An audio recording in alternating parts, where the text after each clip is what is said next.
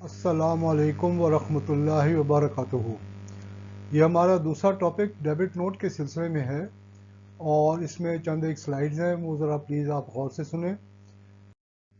पहली स्लाइड है explaining what is a debit note, also known as a debit memo या debit memorandum भी आप कह सकते हैं।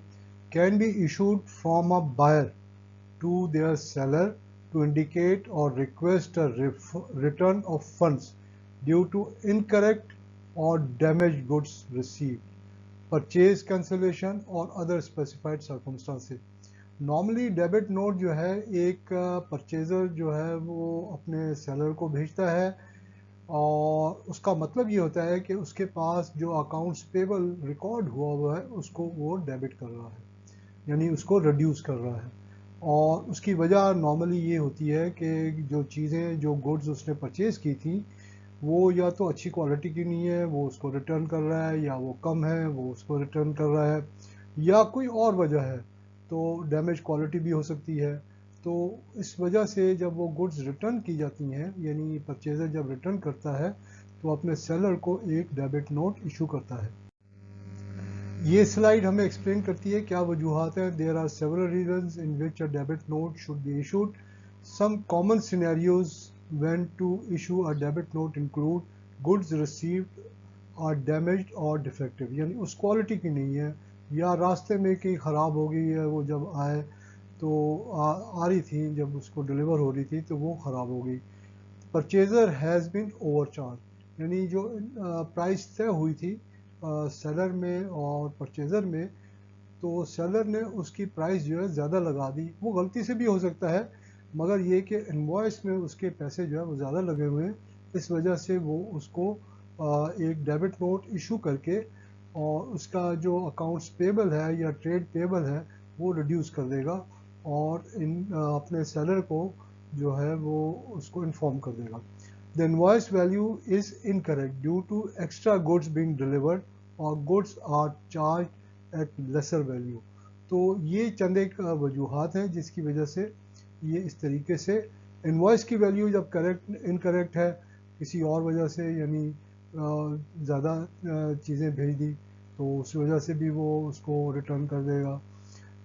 तो नेक्स्ट स्लाइड हमारा क्वेश्चन है, Harvey buy goods on credit from Janet.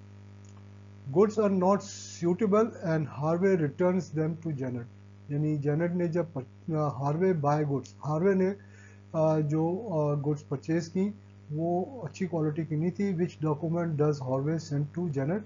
अब डॉक्यूमेंट कौन सा सेंड किए ये हम पिछली स्लाइड में तय कर चुके हैं कि वो एक डेबिट नोट इशू करेगा। When a buyer purchases goods on credit, उधार पे जब खरीदता है, the creditor liability is increased. Similarly, when those goods are returned, जब वो चीज़ें वापस की जाए, the creditor's liability is decreased, thus a debit note issued। यानी एक डेबिट नोट इशू करेगा और जो अकाउंट पेबल बायर के पास रिकॉर्ड हुआ है वो उसको रिड्यूस कर देगा। Second question is, a customer received an invoice for $98 for goods priced at $88, यानी $10 जो है वो इनवॉइस उसने ज़्यादा भेज दी। Which document will customer use to inform the supplier of this error. अब ये कस्टमर क्या इन्फॉर्म करेगा, and that is customer has purchase goods for the from the supplier, in order to reduce the liability it is debited, thus a debit note is issued। जो purchaser जो है वो एक debit note $10 का issue करेगा to the seller, और उसका जो अकाउंट पेबल है वो डेबिट हो जाएगा $10 से और वो उसकी सही प्राइस आ जाएगी $88। नेक्स्ट हमारा क्वेश्चन है, Abdul sales goods to Rekha on credit. Abdul भाई ने जो है रेखा को, the goods are damaged in transit, रास्ते में चीज़ें जो है वो डैमेज होगी। Which document will Rekha send to Abdul. ये भी एक डेबिट नोट ही होगा, यानी जो Abdul is a trade payable for Rekha, यानी ट्रेड पेएबल और अकाउंट्स पेएबल फॉर रेखा, यानी उसने रेखा को पैसे अदा करने हैं।